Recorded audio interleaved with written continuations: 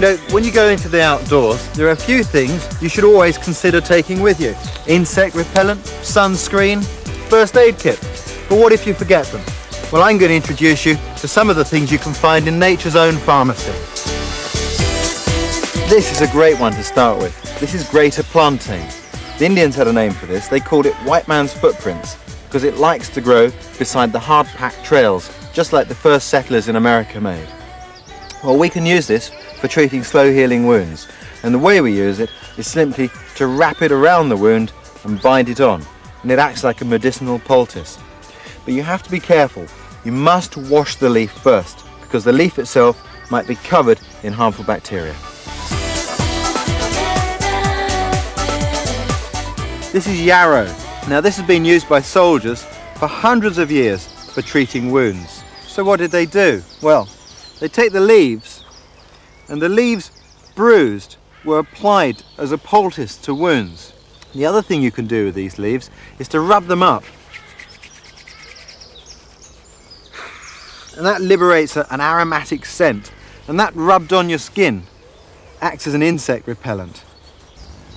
This is meadowsweet, and if I get a headache outdoors, this is my emergency cure for it. Now, the flowers and the leaves have been used in a herbal tea to treat fevers for centuries, but it's the root I'm interested in. You can see the root's very pink and red, and if I break it, it smells just like germaline. One of these roots, chewed and swallowed, is a very good emergency cure for a headache. Now, this is a plant that everybody knows about, the dock leaf. You know, if you get stung, what do you look for? A dock leaf. But most people just take a leaf and rub it on the stings. But that can be not such a good way of treating a nettle sting, because you can break the skin. A much better way of using the dock is like this. Take several of the leaves, fold them up into a little bundle and tear them, just a little bit. Rub them between your hands and then start to squeeze. It takes a few seconds, but there comes the medicine. Now that is what you should rub on the nettle stings, and it has an almost instant soothing effect.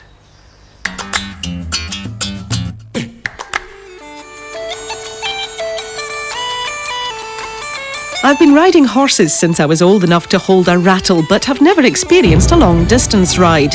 Rising to the challenge of the Wild Boar Trail, I headed for Argyll.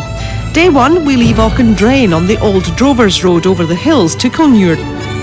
The second day begins in Kilmartin Glen, then on to Carnassery Castle, Crinan Beach and Denad. All in all, 60 miles. It really is a great way of seeing the Scottish countryside trail riding, isn't it? It really is. I think it's one of the best, you know, it's the way to see it. So could just about anybody come on a trail ride, or do you need to know how to ride a little? You need to know a bit. You do need to know a bit.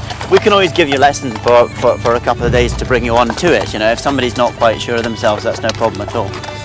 So how do you go about picking a horse? I mean, what have I got to ask? The character of you, okay, your Ask's very quiet, you know, he's very calm, but he's got fire in him. He's got fire in his system. And you have too. You can tell that. Nobody's ever said that about me before. For trail riding, do you find the horses have to be quite brave-hearted, adventurous?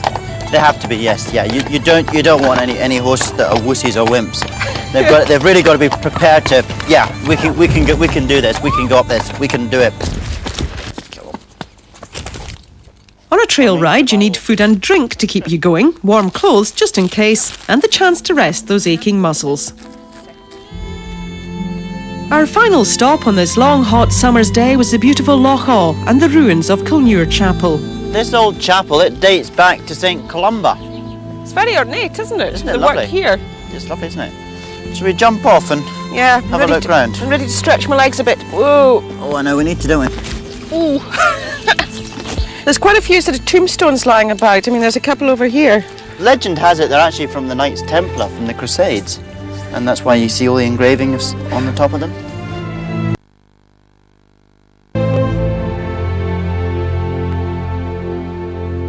few miles on and the end of the day. Our horses, Ask and Sif, who are mother and son, have gone all day fueled by their breakfast of equine muesli. Supper will be the same, and while they chilled out, we headed for a local hostel to spend the night. A new day, and the chance to become even better acquainted with my four-legged friend. By 9 o'clock the next morning, we were in Kilmartin Glen, also known as the Valley of the Kings, the site of some of the most important relics of ancient Scotland. I love the way that these standing stones just seem to almost pop up out of the Scottish countryside. These date back to Neolithic times. You're looking at these being 500 odd years older than the pyramids were. Such an ancient thing. Yeah, they are ancient. But we've got something, the next thing we're going to on the trail, much, much younger. We're going to have a look at that, shall we? Okay, lead on. Okay, thank you. Come on, good girl. There's a real thrill riding a horse which is having as much fun as I am. Believe me, if they didn't want to jump and gallop, they wouldn't. When push comes to shove, they're bigger than we are.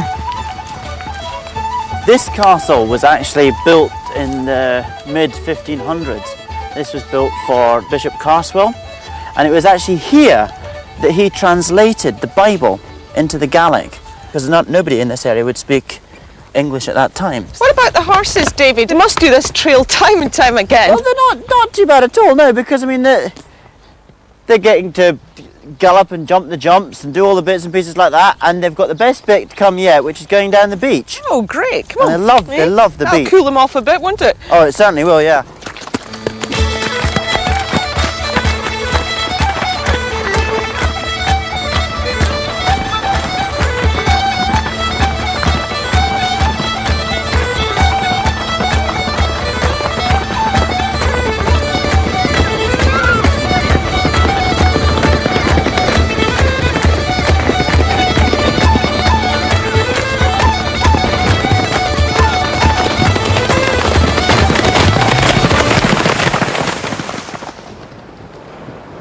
Horses are natural swimmers, and crossing the bay we head for the hill fort of Donad, marking the end of our two-day trail. It's a sacred site. The first kings of Scotland were crowned here. Good girl, come on. You didn't expect to go rock climbing today, did you? I'm sure it's all good for his thighs, isn't it, boy? Talking about thighs, how are yours doing after a couple of days of riding? Sore, but it's well worth suffering to get up here. This is very historical up here too. This is where the kingdom of Dalriada started. It's where the kings were crowned. You can see the footprint down there. We'll get off and have a look at it. So what have we actually got? Well, all that's left really is this footprint. They would stand with their foot in there, face bent crooked, and they would be anointed king. I'll give it a try. Well, you could hey, look at that. Look at that. That's perfect. Absolutely perfect. So what do you think it means then? It means you're going to be the next Queen of Scotland, obviously. So how many miles have we done?